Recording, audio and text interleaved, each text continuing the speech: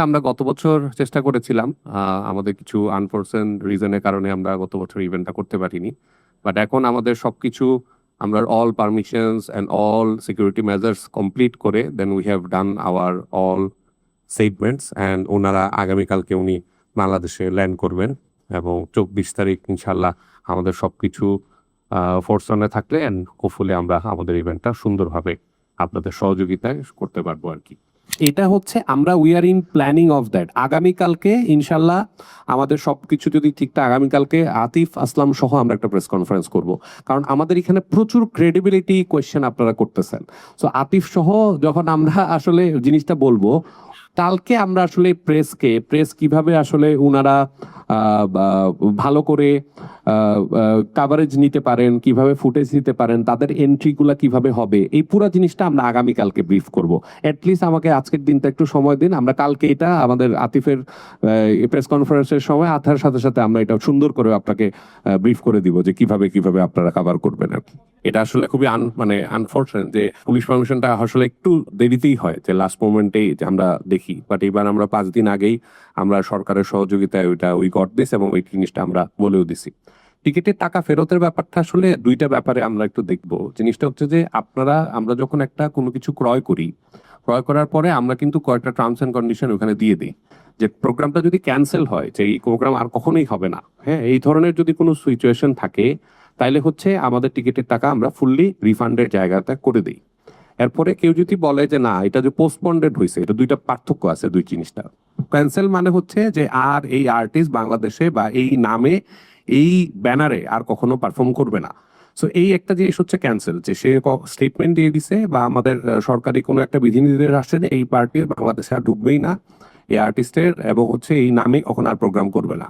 So এই ক্ষেত্রে আমরা হচ্ছে রিফান্ডের ব্যাপারটা 100% আমরা এনশিওর করি।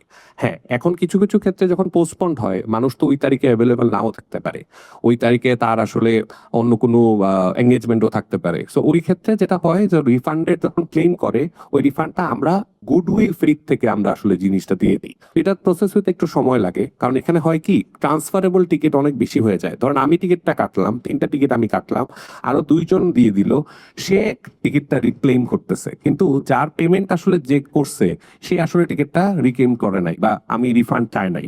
সো এই ক্ষেত্রে যেটা হয় যে পেমেন্ট যিনি করছেন তাকে আমরা আসলে রিফান্ডটা ট্র্যাক করি। যিনি অন্য কোনো আইডি থেকে বা অন্য কোনো ইয়ে থেকে যদি ওই টিকিটটা ক্লেম করা হয়, তখন এটা একটা জাস্টিফিকেশন থাকে বা ওটা ধরেন কি বলবো, আমাদের একটা সিকিউরিটি প্রসেস থাকে, ওই প্রসেসের আন্ডারে থেকে দেন ওটাকে রিফান্ডের ব্যাপারটা আসলে এনশিওর করা হয়। না, এরকম কিছু নাই, কারণ আপনি যখন দেখেন আমাদের যখন ক্লিয়ারেন্স আসে, এসবিএনএসআই যখন ক্লিয়ারেন্স আসে, তারা কিন্তু আমাদের অফিস ভিজিট করে, আমাদের টিম দেখে, আমাদের ফিনান্সিয়াল ক্যাপাবিলিটি দেখে যে আমরা কিভাবে জিনিসটা অর্গানাইজ করতেছি। এই প্রত্যেকটা প্রসিডিউর হওয়ার পরেই কিন্তু হোম মিনিস্ট্রি পারমিশন দেয়।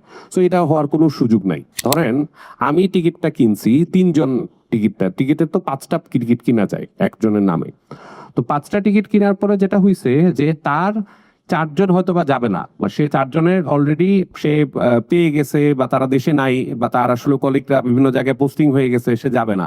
সে কি করছে, এটা কালোবাজারি ভাবে সেটা বিক্রি করার চেষ্টা করছে। যখন কারণ ততক্ষণে তো আমাদের গতবারের টিকিটগুলা তার বাসায় পৌঁছায় দেওয়া হয়েছে। সে মনে করছে যে ওই গতবারের টিকিট দিয়ে মনে হয় এইবারও সে এন্ট্রি করতে পারবে। ঠিক আছে, সো সে এইগুলা বিক্রি করা শুরু করে দিছে। এবং কিছু কিছু আছে, আমরা এরকমও পাইছি যে প্রিন্ট করছে, সে নিজের মতো করে প্রিন্ট করছে। এখন আমি ধরেন টেকনোলজিক্যালি এত সাউন্ড না, আমি ধরেন ফেসবুক বা ধরেন আমি অনলাইনে টিকিট কাটতে পারি না, কিন্তু আমি আতিফের গান শুনি, আমার বয়স ধরেন 55-60 বছর, মানে যারা আসলে এলিজিবল না টু এটা। তো এরকম কিছু মানুষের কাছে সে বিক্রি করছে যে ভাই আমি আতিফ তো আসতেছে নিউজে দেখলাম, কিন্তু আমি তো কিভাবে টিকিট কাটে পারি না।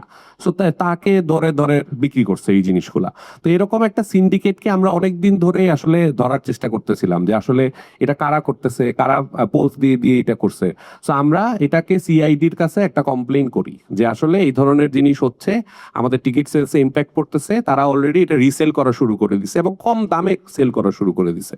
সেই জিনিসটাই আমাদের, তখন তারা তদন্ত করে, তাদের সাইবার ইউনিট তদন্ত করে ওই অপরাধী যিনি আছে ওনাকে ধরছে এবং তাকে অলরেডি হাজতে, আপনারা অলরেডি দেখছেন, তাকে হাজতে নেওয়া হয়েছে এবং এরকমের মামলাও আমরা করছি আমাদের অর্গানাইজেশনের তরফ থেকে আর কি। জি আচ্ছা, টিকিটের প্রাইস যেটা হয়েছে আমাদের গতবারের থেকে এইবারের ভেন্যুটা আসলে আরেকটু ডিফারেন্ট। ঠিক আছে, আমরা আরো যেটা করতেছি আমাদের এটার এক্সপিরিয়েন্স ডিজাইনে আমাদের এখানে একটু কস্টিং বাড়ছে। এখানে যেটা হচ্ছে এরপরে হচ্ছে ধরেন যে আমাদের এখানে আপনি জানেন অর্থ বছরের কারণে আমাদের কিছু ভ্যাটের কিছু রেগুলেশন আপনারা রেডি হয়েছে, আপনারা নিজেরাও কাভার করেন, অর্থনীতি যারা কাভার করেন তারা জানবেন। তো এই কারণে আমার টিকিট প্রাইসটা স্লাইটলি বাড়াইতে হয়েছে, কিন্তু শুধুমাত্র নতুন ক্রেতাদের কারণে। পুরাতন ক্রেতা যারা আছেন তারা সেম ইয়েতেই প্রাইজে ওইটা আবার রিক্লেম করতেছেন, তো ওইটার জন্য কিন্তু আমরা নতুন করে আর কোনো চার্জ করছি না। জি।